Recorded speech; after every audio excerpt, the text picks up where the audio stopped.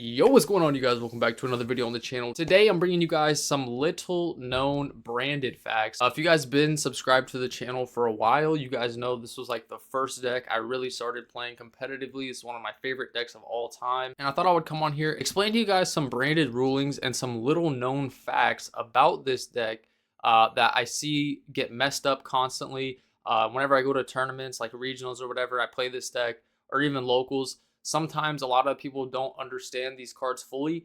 Stuff with like branded loss, end phase effects, and everything like that. So I'm going to go ahead and explain a little bit about the branded deck and some of the more intricate interactions that this deck has. So this first one, I didn't even know for the longest. I didn't even know until a couple months ago, actually. So this is Mirror Jade versus monsters that are unaffected by activated monster effects. So like Noir, Chaos Angel, any unaffected by activated effects. For some reason, Mirror Jade outs those cards. Something I probably never would have figured out if it wasn't for a judge at a regional sitting right next to us watching a game. So the situation was, I was playing against a White Forest Centurion deck. You know, have a whole bunch of synchros. They end up making Chaos Angel.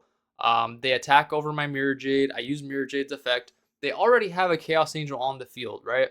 So he goes to end phase, and I destroy his SP and another monster that he had. He left up the synchros, though, because we're both thinking the same thing, that the synchros would be unaffected by Mirror Jade's effect because he has Chaos Angel made with light and dark. So what had happened was I destroy his SP, I destroy his other monster, he passes to me, and then the judge is like standing right there watching our game. So he's like, yo, you didn't resolve Mirror Jade. And we were like, yeah, we did. We destroyed the SP and the other White Force monster. But he's like, no, that's not how that works. Mirror Jade actually clears unaffected monsters because it's technically not an activated effect at the point in which it's resolving. It's just resolving an effect that has previously activated. Now, I know that sounds like absolutely crazy. Even when I explained it just now, it doesn't sound like it should make sense, but that's just the way it works, bro. That's one of those Konami said so things. During the end phase, you'll resolve Mirror Jade's effect, and if a monster is unaffected by activated effects, they still would be destroyed because you're just resolving an activated effects. That's the way it was explained to me. Now, if there's anybody in the comment section that can, give you guys a little bit more information about as to why it works that way, or just confirm to just get more. But this was a judge at a regional, like I said, that explained to me that that's how it works. So a little known branded fact, Mirror Jade can actually out unaffected monsters. If they leave a Chaos Angel on attack, you can just go battle phase. You can crash your Mirror Jade, you take 500, you activate Mirror Jade's effect, and it will destroy the Chaos Angel. So that's it for fact number one. Let's get into fact number two. Okay, fact number two, I'm going to explain how branded and lost works here, because this is one of the cards that a lot of people mess up, and every time I go to a tournament with this deck, this card always causes some sort of problem and some sort of confusion, which I understand it is a very confusing and weirdly worded card, but let's go ahead and read it. So it says, the activation of cards and effects that includes an effect to fusion summon a fusion monster cannot be negated. So that first part. The reason why Ash Blossom works under branded lost is because Ash Blossom negates the effect. It doesn't negate the activation. So let's say Ghost Spell, for example. Ghost Spell negates activation. So if I was to go branded in red, target Albaz in the graveyard, and they chain Ghost Spell while I have branded and lost, mind you, they're still able to chain Ghost Spell. So if you wanna hit them with that, if they chain Ghost Spell to branded in red while you have lost, they can technically still do that, but it won't be negated and it will still resolve.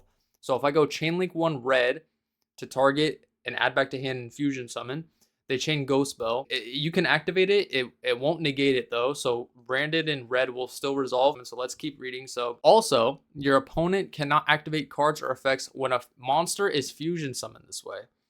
So this is very important as well with the fusion dupe. So I'll explain fusion dupe as well, because this is also a little known fact here. So at the point where you fusion summon, if I go chain link 1 red, target Albaz, add to my hand, on res, like say I use these two to go ahead and make an Albion, and then at this point the opponent can't respond. So when I go chain link 1 Albion, chain link 2 lost, the opponent can't respond here. So something that's different with Fusion Dupe. Fusion Dupe actually doesn't get the protection from Lost. So what will happen here is, let's reread it. So the activation of cards or effect that include an effect of Fusion Summon cannot be negated. Also, your opponent cannot activate cards or effects when a monster is Fusion Summoned this way. So this card is not a card that fusion summons. A card wasn't activated as chain link 1 that fusion summons. This card copies the effect of a fusion or polymerization normal spell or quick play spell in either player's grave. So this card is not an effect that fusion summons. This card is an effect to copy another card. Therefore, it doesn't get the protection of loss, because loss specifically says the activation of cards and effects that include an effect to fusion summon a fusion monster. This is not one of those. So it won't get the protection from loss. So if you do loss, and let's say you make the Albion, if you go chain link 1 Albion, chain link 2 loss, at this point your opponent can respond.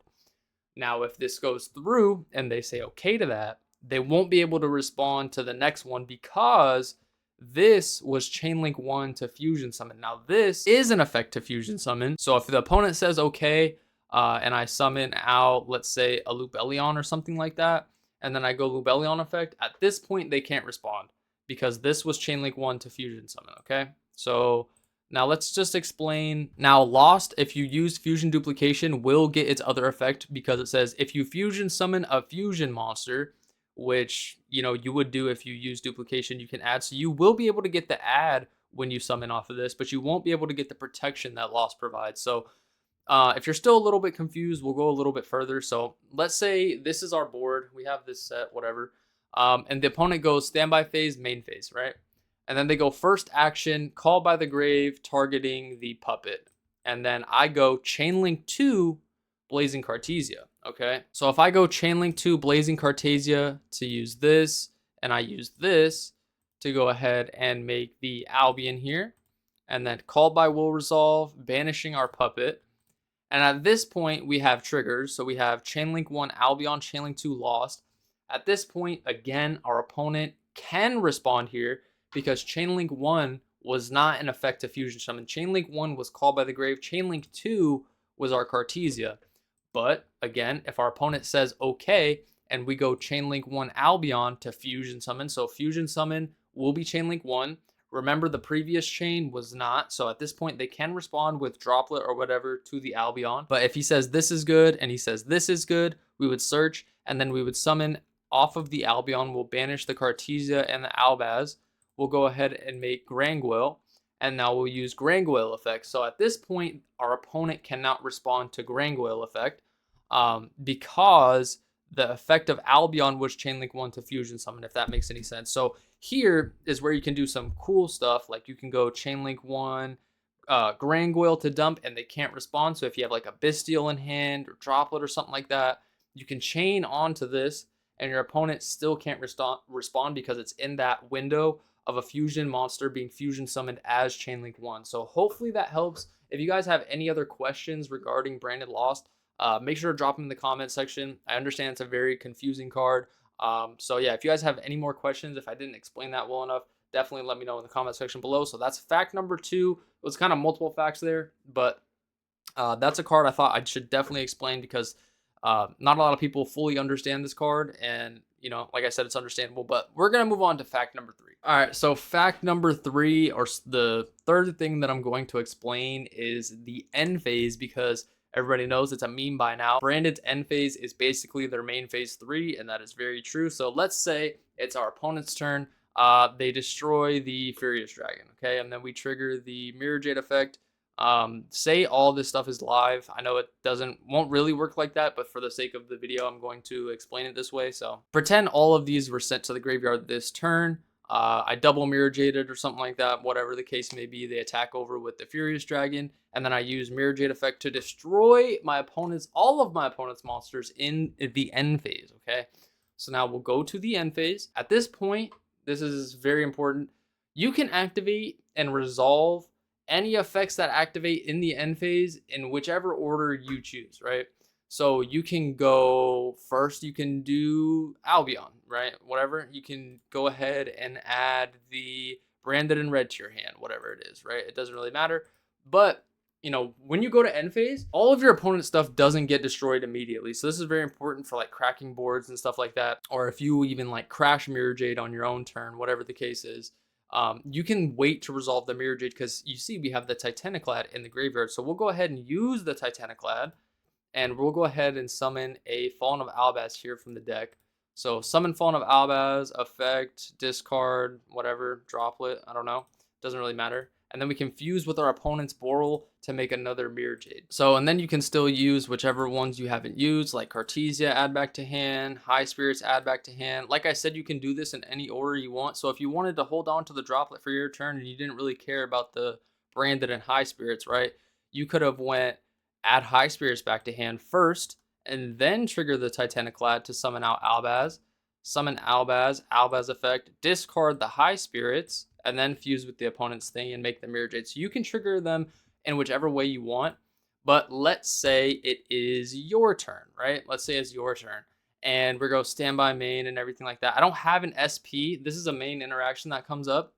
So if it's your turn, you have to resolve all of your mandatory effects first before you pass priority to your opponent. You can pass priority to your opponent without resolving Mirror Jade, but they can just pass it back to you and say, you know, are you done resolving everything like Mirror Jade? And then they can do stuff. So let's say this. Let's say they had SP and another monster, right? And then I go Mirror Jade, attack into Boral. So we crash Borals, right? And now let's just pretend, okay, so we crash Borals, and let's just pretend this is their SP. They have this over here. And then I go Mirror Jade affected damage step, whatever. And let's say I keep playing. He uses his SP to banish SP and another one of his monsters or another one of my monsters. And now we go to the end phase. This is where it gets a little bit tricky because SP comes back during the end phase. Mirror Jade also triggers during the end phase. So what we can do is, because it's our turn, we have to resolve Mirror Jade before they bring back SP. Now, again, like I said, you can say pass priority to you. Do you want to resolve SP and bring your stuff back? If they say yes, then they bring their stuff back. And then you can say resolve Mirror Jade. But you can get put into an infinite loop by just saying, pass priority to you. Do you want to resolve SP? And they say, no, I don't want to resolve SP. Do you want to resolve Jade? And then you have to say, yeah, I have to resolve Jade first because it's my turn. I'm turn player. Now, if it was our opponent's turn and they banished SP and another one of their monsters on their turn, and I have Mirror Jade triggering in end phase, because it's their turn, they have to resolve the SP to bring their stuff back before I resolve Mirror Jade. So they can say, hey, I'm passing priority to you without resolving my SP yet. Do you want to resolve Mirror Jade? Technically, I can say, yeah, I'll resolve Mirror Jade and destroy nothing because they don't have anything on the field. And then they'll say, okay, cool. Now I'll resolve SP. So just be wary of that if you're playing Branded and if you're playing against Branded. If it's their turn and they have to resolve their end phase effects that already activated first. So I know that's a little bit confusing. I don't know if I explained that the best. I'm gonna let you guys let me know in the comment section if I explained that okay, if you guys understand that. If you have more questions, definitely just let me know. Like I said, it's no big deal. I can try to answer your guys' questions in the comments.